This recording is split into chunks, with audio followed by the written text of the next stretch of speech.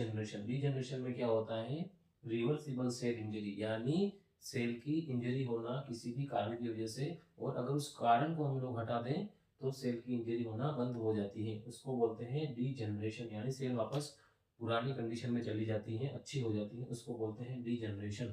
और necrosis, necrosis में क्या होता है, अगर किसी भी कारण की वजह से सेल को नुकसान होना शुरू हो जाए और अगर हम लोग उस कारण को ट्रीट ना करें तो उसकी वजह से सेल डेथ हो जाए, उसको क्या बोलते हैं, इरिवर्सिबल सेल डेथ। यानी इसमें क्या होगा, सेल की डेथ हो जाएगी किसी भी कारण की वजह से, उसको बोलेंगे नेक्रोसिस। और इन्फ्रॉक्शन, इन्फ्रॉक्शन में क्या होगा, इसमें भी सेल की डेथ होगी लेकिन किसकी वजह से होगी, due to lack of oxygen, यानी ऑक्सीजन की कमी की वजह से सेल के अंदर डेथ हो जाना क्या कहलाता है, इन्फ्रॉक्शन कहलाता है। और एपोप्टोसिस, एपोप्टोसिस में क्या होता है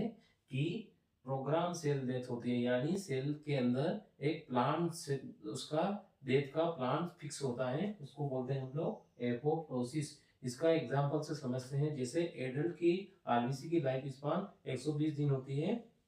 और पीडियाट्रिक्स की बच्चों की आरबीसी की लाइफ स्पान 80 दिन होती है, यानी आरबीसी के अंदर एक जीवन काल उनका फिक्स होता है, उसको बोलते हैं एपोप्टोसिस। और गैंग्रीन, गैंग्रीन की बात करें तो गैंग्रीन में क्या होता है, नेक्रोसिस प्लस विट्रिफिकेशन, यानी नेक्रोसिस यानी सेल की डेथ तो हो ही जाएगी, और अगर उस सेल की डेथ हुई हुई सेल को अगर बॉडी में पड़ी रहेगी या लंबे टाइम तक रहेगी तो उसमें सड़न होना चालू हो जाएगी, और उसी सड़न को बोलते हैं प्यूट्रिफिकेशन। प्यूट्रिफिकेशन जो है वो बॉडी में किसी इन्फेक्शन की वजह से हो सकता है, क्योंकि वो सेल की डेथ हो चुकी है तो उसमें इन्फेक्शन लग सकता है, उसकी वजह से भी प्यूट्रिफिकेशन हो सकता है। तो ये पांचों टॉपिक अपने कंप्लीट हो गए।